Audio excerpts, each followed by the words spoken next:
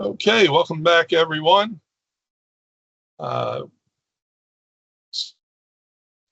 Second half of our sessions today. We have a presentation on Census Business Builder, and Nadal Gibran, who's a program analyst for Economic Management Division and Dissemination Standards staff from the Census Bureau in Washington, D.C., is here to give us a run-through of the Census Business Builder. Nadal? Hi, I'm happy to be here today. Thank you for watching this presentation.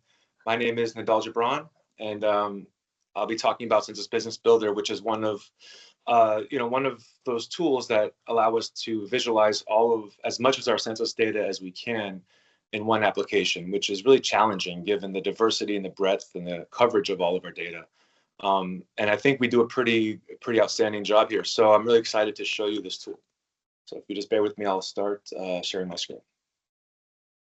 Okay, so again, my name is Nadal Gibran, a program analyst with the U.S. Census Bureau in the Economic Management Division. Started my time at the Census Bureau working in the Manufacturing and Construction Division, and then worked with export trade data for a number of years. And then I moved into this position about a year or so ago, taking a lead role in the Census Business Builder. And in that time, I've had a pleasure in watching this tool really evolve and bring the data alive, so to speak, and the various visualizations that are available throughout the tool. I also will welcome this opportunity to receive any feedback, any questions or any comments, suggestions for improvement, that kind of thing.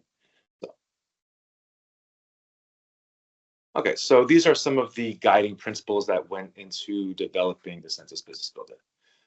So first of all, it's easy to use. There's tooltips throughout the application to advise you on any of the features that you're looking at.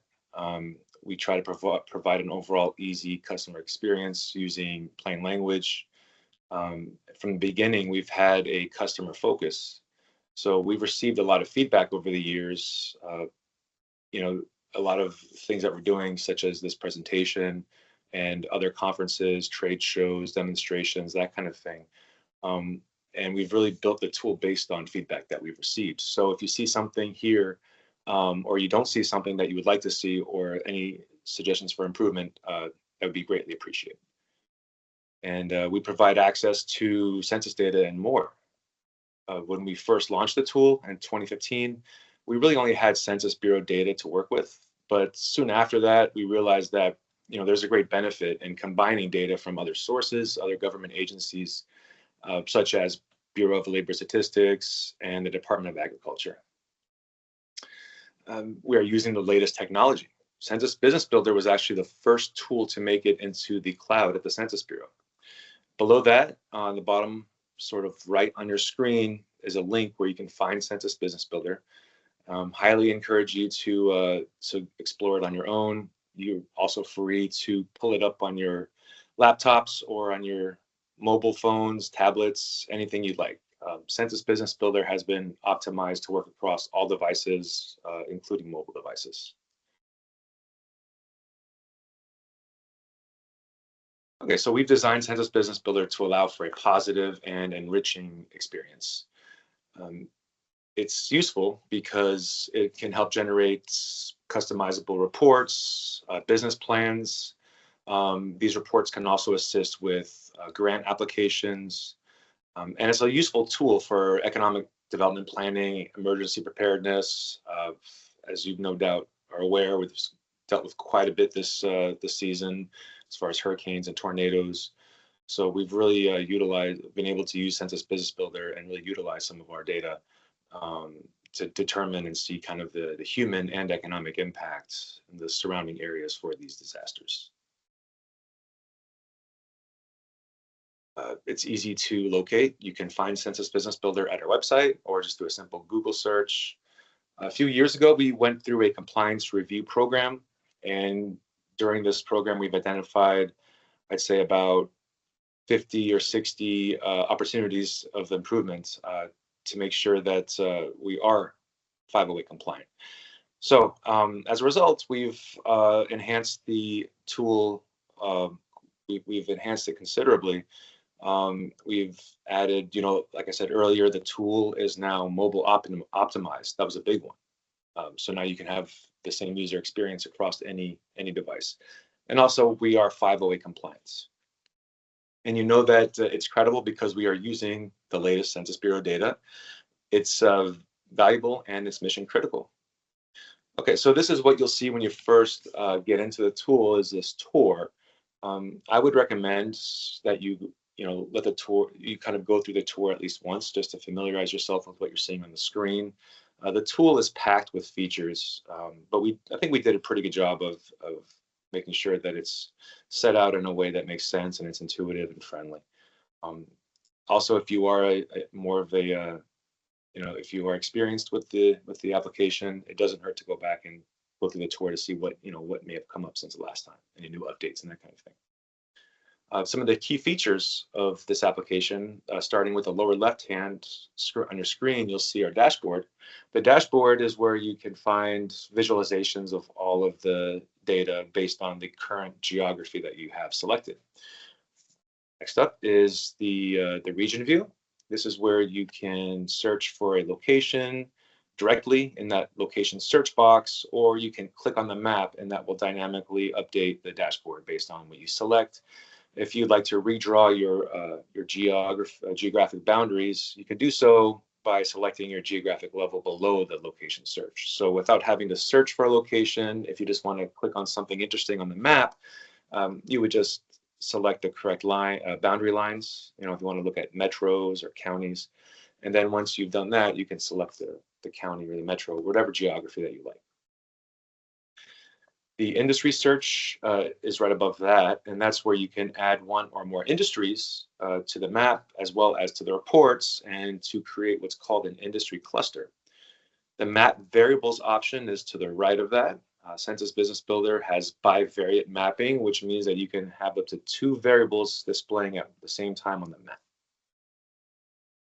We have our filter menu at the right. The filter menu lets you assign up to 3 filters to the map, and each filter has a minimum and maximum range that you can assign. So basically, you would use these filters to hide or to only expose certain geographies that meet your criteria.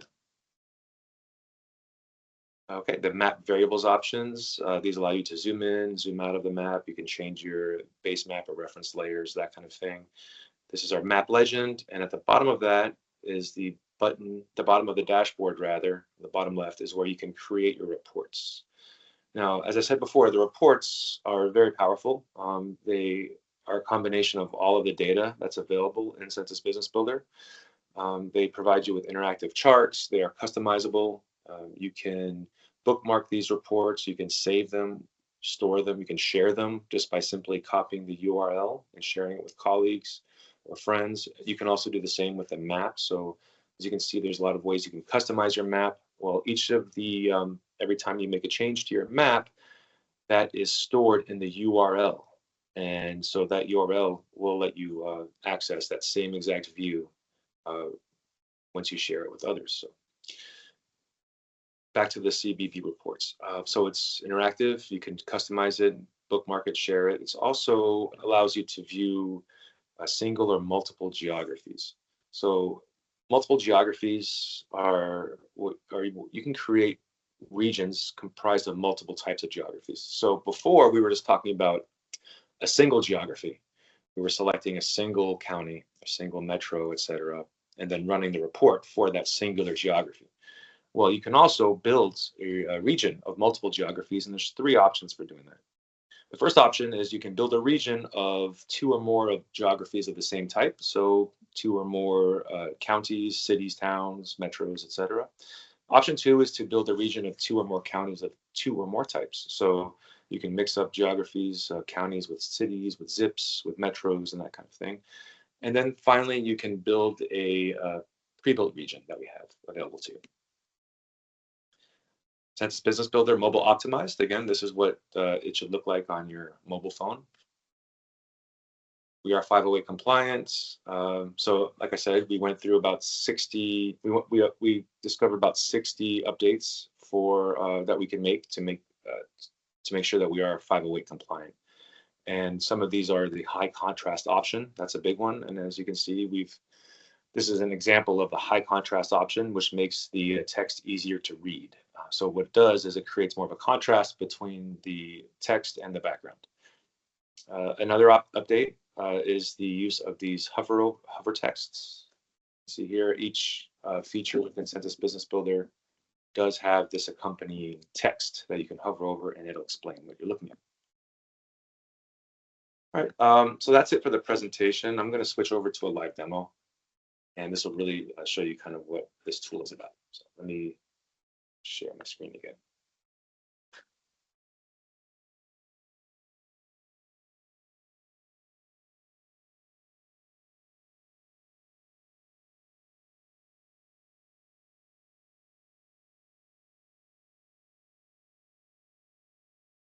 All right, so what we're looking at here is the census.gov website.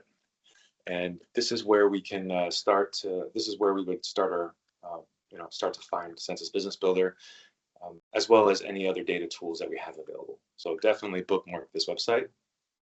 To find CBB, I'm just going to refer to it as CBB from now on. That's short for Census Business Builder. To find CBB, you would just hover over Data and Maps. And you can find the tool in either of these two sections here, Data Equity Tools, and then Data Tools and Apps. So I'm going to select Data Equity Tools. And Census Business Builder is right there, so I'm going to select it there. And this is the Census website for Census Business Builder. I would also bookmark this website because we update this website frequently whenever we have any changes to the tool. Going down, as you can see, we are in version 5.7 right now, as of September 30th of this year. So we are excited to show you some of our new features.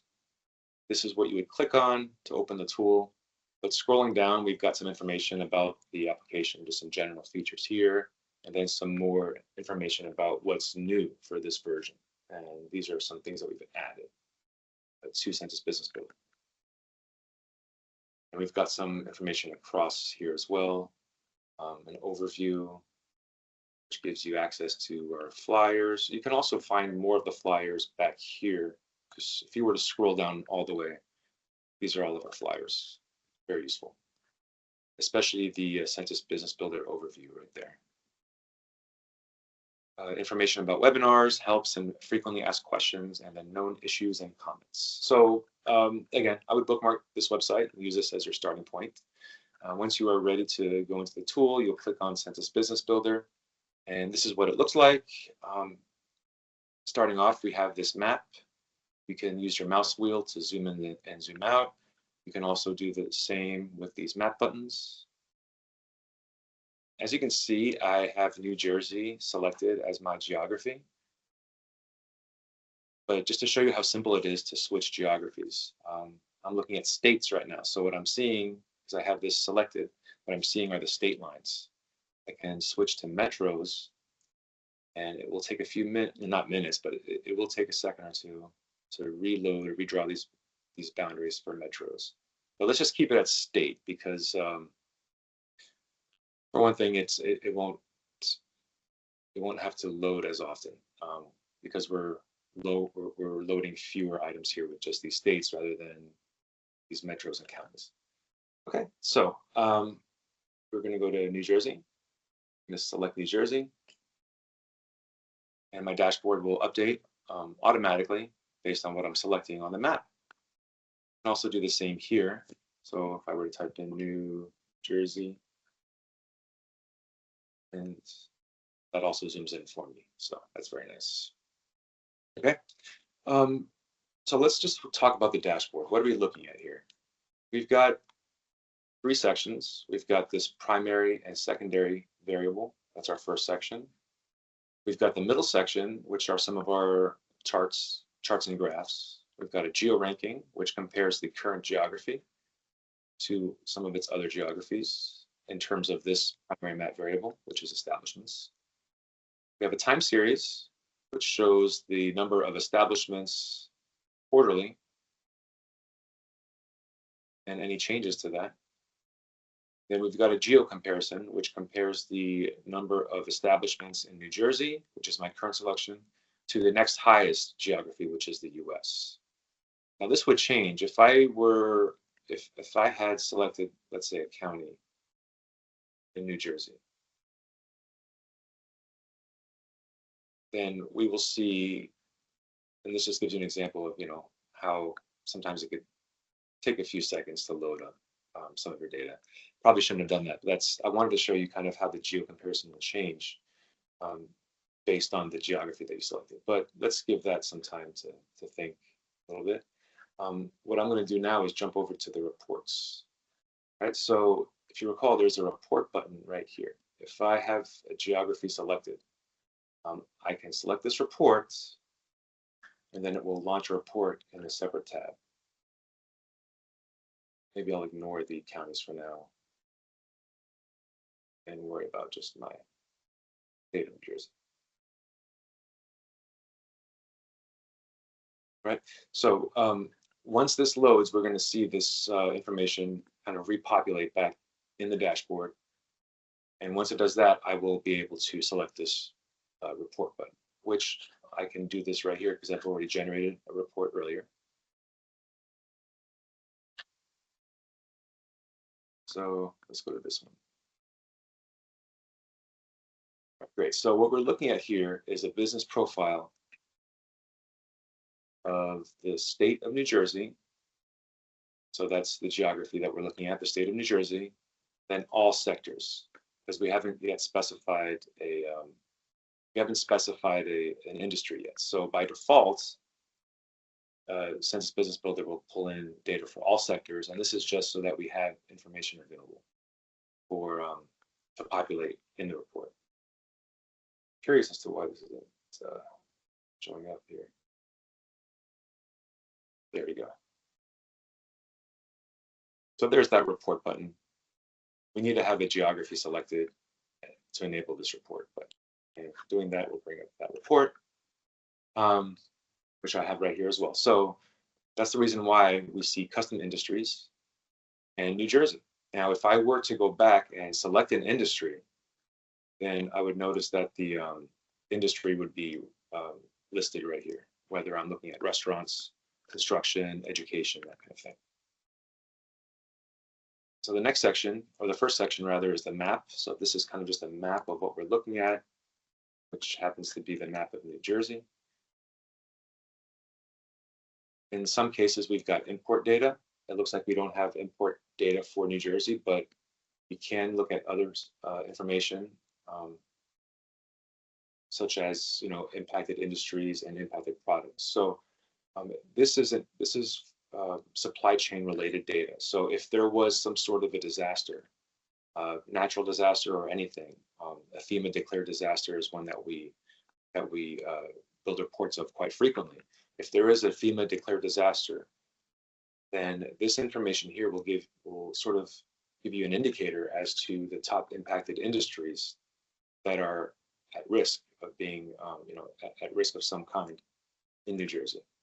And these top impacted industries in terms of employment are these right here. Okay, so this is very important for emergency planning, emergency preparedness.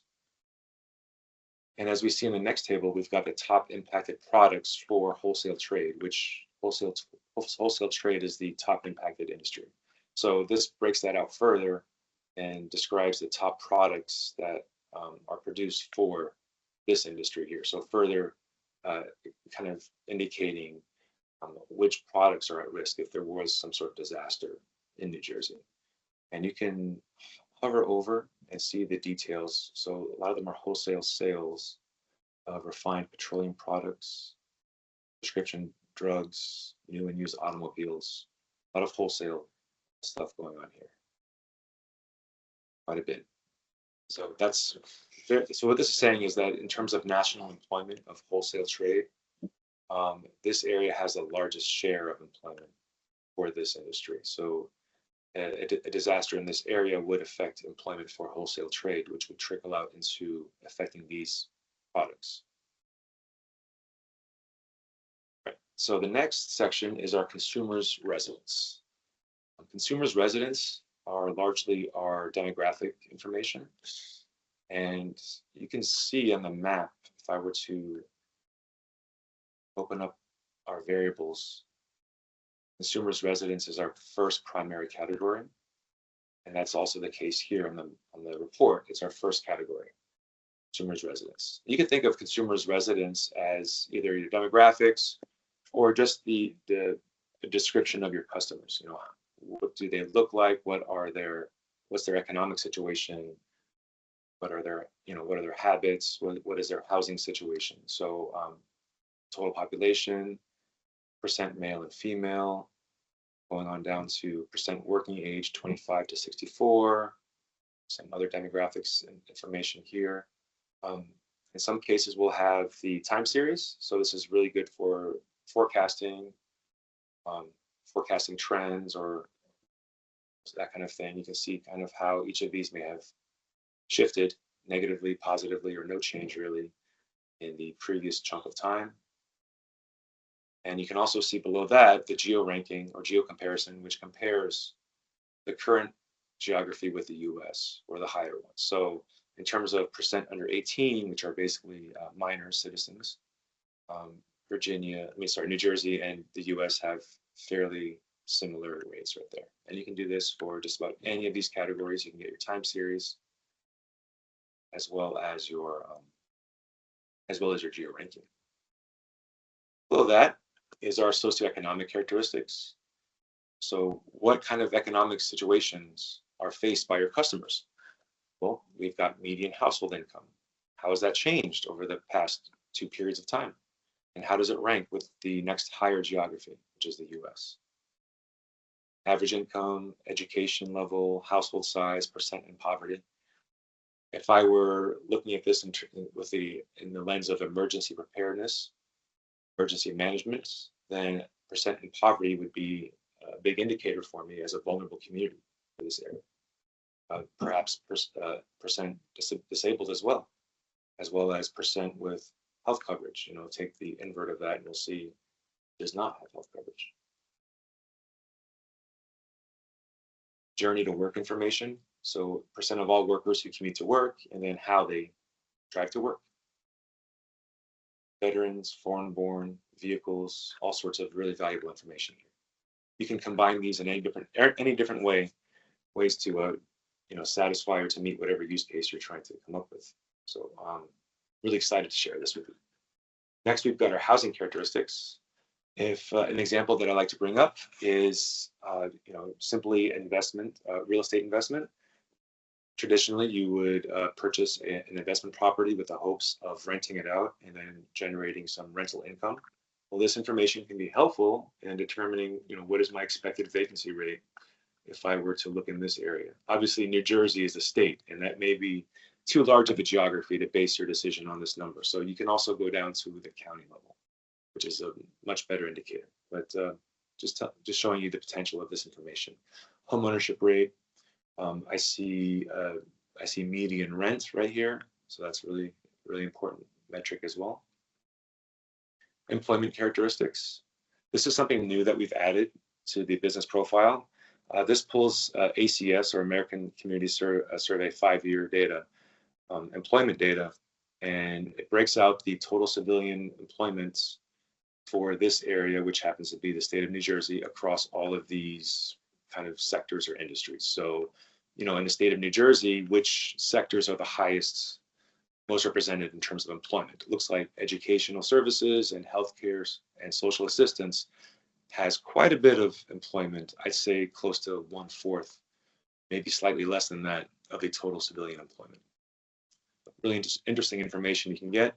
Go ahead and click on these whenever you like to see some nice time series, how this ranks with, or how this compares with the previous period. Obviously, we would expect to see far less of any of these at the state level than you would compared to the US level. So, keep that in mind when we're looking at our geo comparison. You may see quite a bit of a difference here, and that's most likely the case. Okay, so far we've talked about our consumers' residence. One thing I'd like to say here is up to this point, we're just looking at data that is attributed or that's pivotal to our geography. Meaning, the industry that we select has no impact on any of this. This is all based on the geography that we selected, right? Now we're getting into the business summary, which does take into account our business data. So this does depend on what industries we have selected. In this case, as I said earlier, we've got all sectors set by default, just so that we can have some information available. But we can target certain sectors, or we can create clusters of multiple sectors and industries. And I'll show you how to do that when I get back to the map. But let's just continue with the report and see what's available. Starting off, we've got employer businesses. Employer businesses largely comes from our county business patterns program. And in some cases, you can break these out by certain subcategories. So here we've got all employer establishments, and then we've got employer establishments by size classes right here. So this will help you determine the number of establishments for number of small businesses, say, 5 employees or even less than 9 employees. You could think of those as smaller businesses, maybe. And combining those, that's the number that you would get. How do these compare? Or how do these track over the past period of time? We've got 4 years worth of data for this particular variable. We can see that it's sort of rising and then flattening a little bit. And how about the other size classes? Which ones have changed more than others? Looks like we're seeing small businesses that have really fluctuated the most, just based on this really very quick analysis that we've done here. Average employment per employer, average payroll per employee. So again, these are all employer business information. As Adam said, most information comes from non-employers, or as far as the number of establishments, most of them are non-employers. But we do get some very valuable information for those employer businesses that we survey, especially down here, average payroll, or just payroll information in general, or revenue data. Revenue data is very, very valuable, especially if you are self-employed and you don't have employees, but you need to expand. Let's say you have a single establishment and you want to purchase or invest in a new establishment, which means looks like you'll have to convert to an employer from a non-employer. Well, as a new employer, you may want to know, what payroll you would expect, how much you would have to expect to pay your employees in this area for this geography. And just to drive this home, let me add an industry to this. We're going to use the example of, let's say, a restaurant industry. Okay, so it's really simple: accommodation and food services for New Jersey. We generate this report, and now we can see that we've got our industry and then our geography. And I keep emphasizing this because you can see I've already got quite a few reports open, and how easy it would be to get lost and not know which one I'm looking at. You'll find that you really start relying on this bit of information just to make sure you're oriented correctly.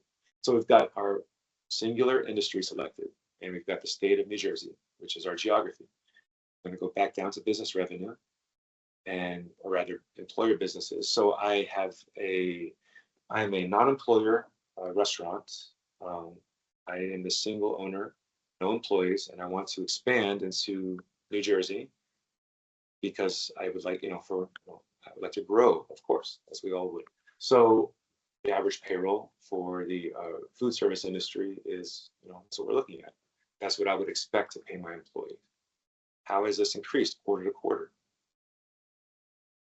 I'm sorry, year to year. So these are this is year to year changes in payroll.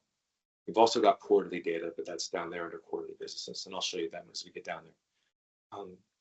Population per employer, total employment of employers, all sorts of interesting information. We've recently added some business dynamic statistics and data. So that's what you see here: establishment entrance, and exits. So, how is this industry looking in New Jersey? What is the time series telling you as far as number of establishments entering this area? You can do the same for the exits, total number of employer firms. And then you can break these out by the age of those firms. Really valuable information. You can really see kind of how this can help you in determining, just technically, does it make sense to open this industry up, to open an establishment in this industry, in this geography, based on any of the growth metrics that I'm seeing here. Do I want to jump in right now? All right. Next is our business revenue.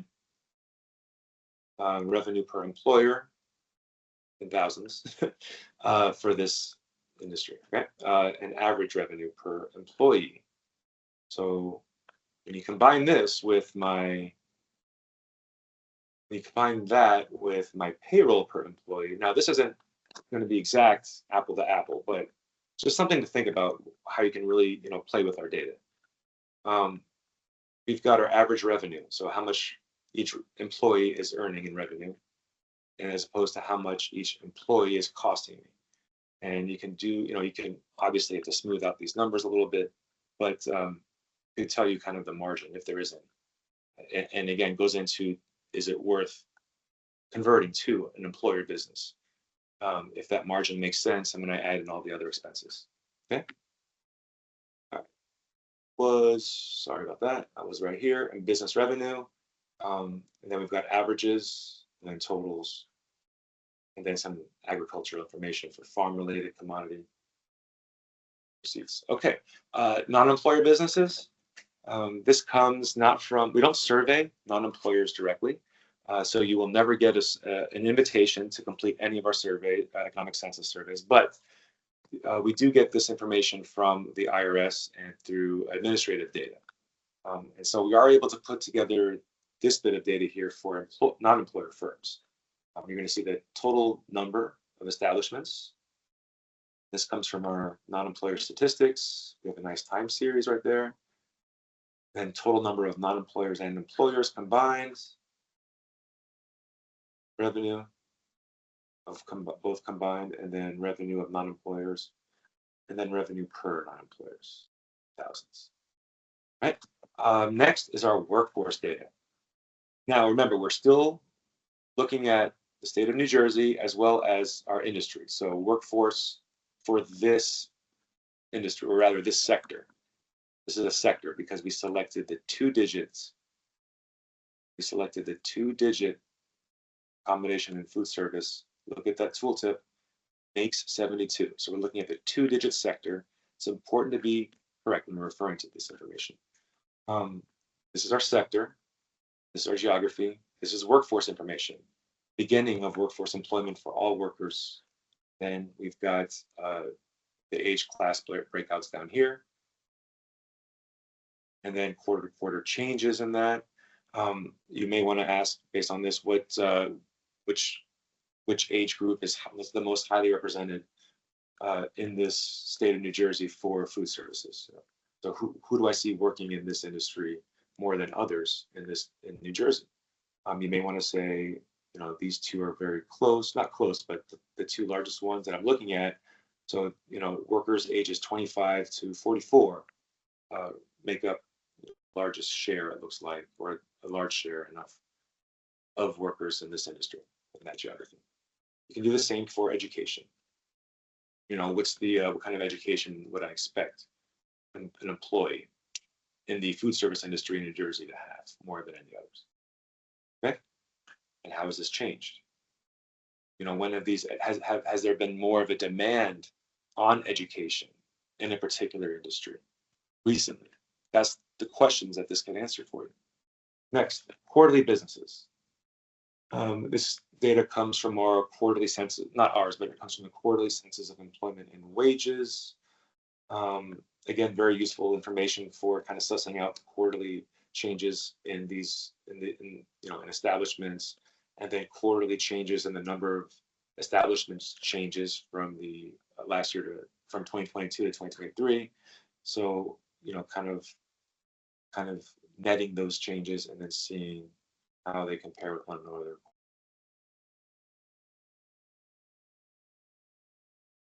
And then our building permit data.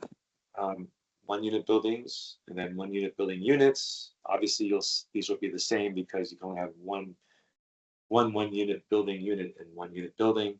But then as we get out, we'll see that basically 2-unit buildings are the number of buildings with 2 units, and then these are like the number of units total. So I think you would basically just need to multiply the number of buildings times the number of units, and that would give you the total units. Useful information depending on whatever use you have, whatever need you have for the Census Business Builder. We're really trying to meet that need here. Next is the business comparison. This is where we start to move away from this part of our report. So where this does not look at a particular industry or sector, but rather all sectors. Okay, these are business totals for all sectors. So basically economy-wide data points. And you can see all sectors are represented here on this column. And the data points are all employer establishments, all non-employer firms, total employment of employers, payroll of employers, revenue, and the same for non-employers revenue. And some of our new variables, the business dynamic statistics data, startups, age, firms' age. So basically it gives you the health or the growth of some of these sectors. And then you can kind of see and pick out which ones have, like, I'm going to scroll across, which sectors am I seeing here that have the highest revenue and perhaps payroll as well. Is there a margin there? Right now, it looks like you just need to scroll down and see what numbers and just kind of look with your eyes. But what we're going to do is we're adding a feature that lets you sort and rank each of these columns. So I think that's going to kind of really go a long way, because this table is really helpful. It can really rank different sectors of a particular area, and in terms of some very valuable metrics here. And you can combine them, like I said, when you combine revenue with payroll, you can really see if there's opportunities for growth and that kind of thing. Key ratios, these are some helpful metrics that we calculate and provide to you here. Again, these are not bringing in any particular sector, but rather it's all sectors across the economy. And again, we're going to bring in that sorting option, so you have the ability to rank these columns there, rank these rows rather. And just going along, these are the metrics that we have: average employment per employer, average revenue per employer, average payroll per employee, population per employer, revenue per non-employer firm. Again, you can see how these could be useful. Really looking forward to that ranking feature that we're adding in, hopefully soon. Employer business ownership. Adam brought this up in his previous presentation. Really powerful, really important data here from our annual business survey. You get this information at this part of the reports.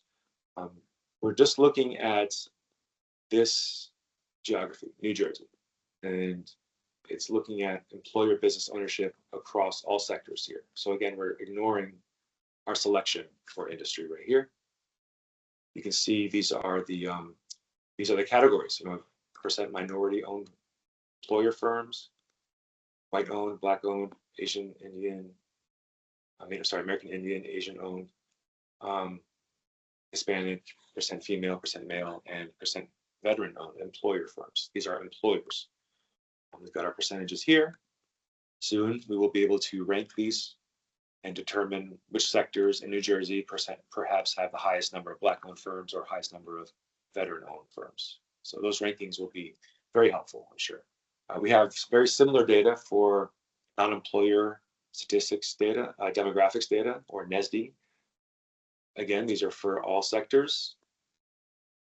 And we've got the data for minority-owned, white-owned, black, very similar. Not as detailed, not as much information going across, I don't think.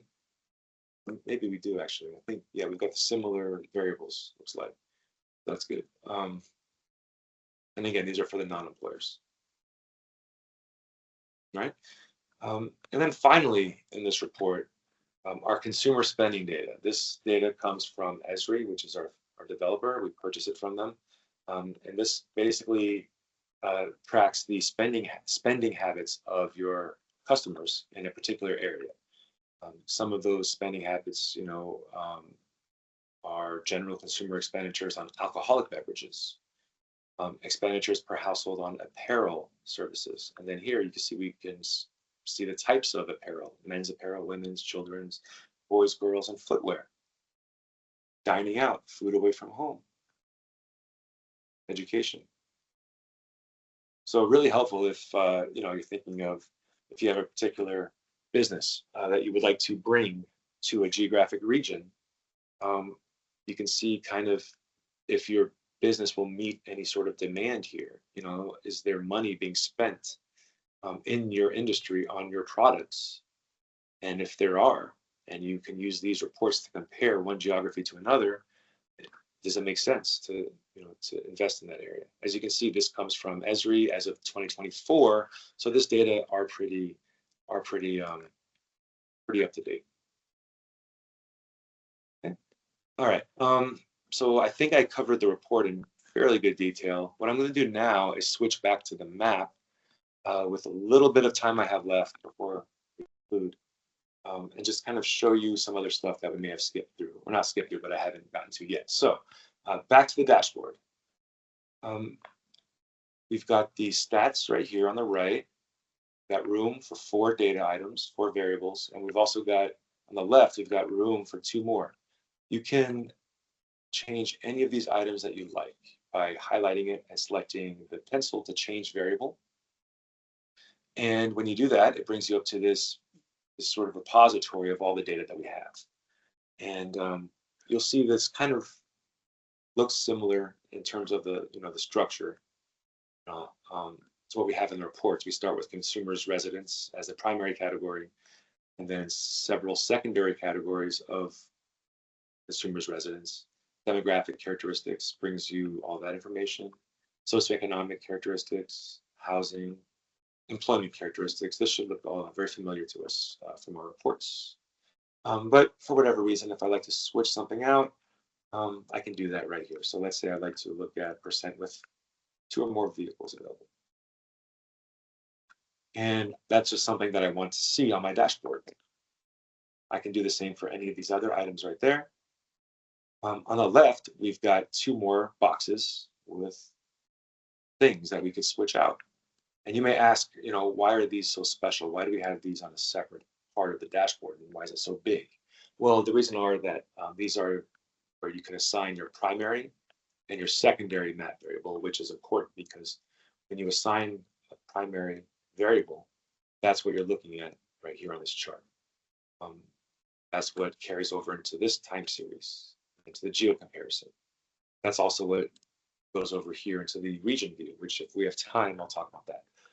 So that's your primary variable. And also important, that's what's listed here in the legend. Okay, that's also what's going to show up. Oops, my apologies. That's also what's going to show up when you hover over a particular area. So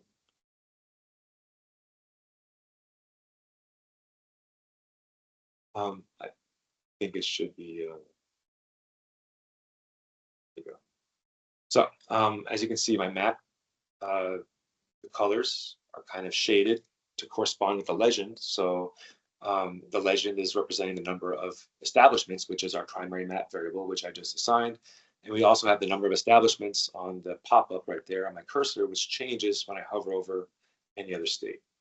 I can also assign a secondary map variable. So I've got a number of establishments as my primary. Secondary, if I like to say number of establishments, and also perhaps we can do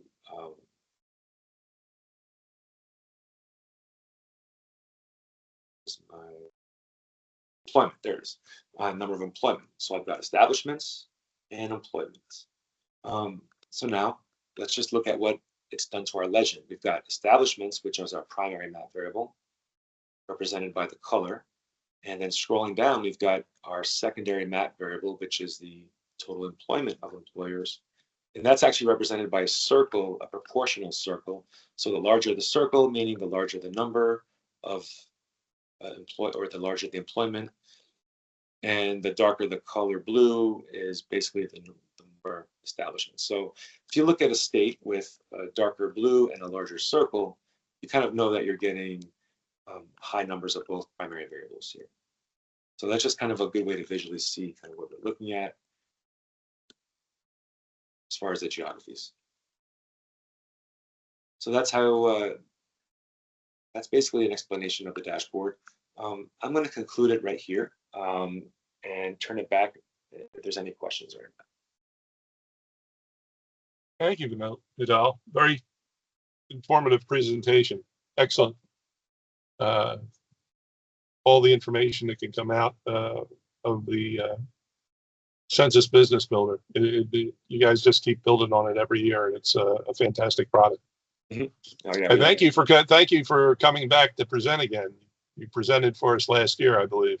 Yeah. So just wanted to say thank you. We always appreciate the presenters that come back multiple years. So, do we have any questions for Nadal? I see one here. What app did you use to build the dashboard? It's a good question. I was asked this a while ago. It's not anything that I'm familiar with, not one of the traditional enterprise sort of apps. But if that's a question you'd like to get an answer to, I can look into it for you. I just don't have the name of it. Okay. Yeah, if you would have the opportunity to, you could always shoot me an email with response on that, and I can get it out to the group. So sure thing. Okay, we have a comment. Great presentation. Thank you. Do we have any more questions for Nadal? Oh, there's one. You mentioned some of the data is provided by ESRI. What requirements does Census provide for them to maintain the data? I don't think, well, okay, so we've got sort of a catalog of data that we have on that we purchased from our providers. And based on, responses or feedback, we can always add more from that catalog if there's a need for it, and if it's not currently in the system, and if we have purchased it already. So if there's any questions, that's why I start my presentation with asking if there's anything that you're not seeing here that you would like to see. Please let us know, and we can see if we can have it calculated for you. Perform some kind of tab for it, or see if we already have it available as purchase data that we can. It's a good question. Thanks, Kamal. It is. Any other questions? Okay, Nadal, thanks again. Really great presentation. And hopefully we can have you back again next year to show us even more things. I would love to, yeah. Thank you for the invite, for your time. Thank you very much. Okay, we're moving on to our last session of the day already. I can't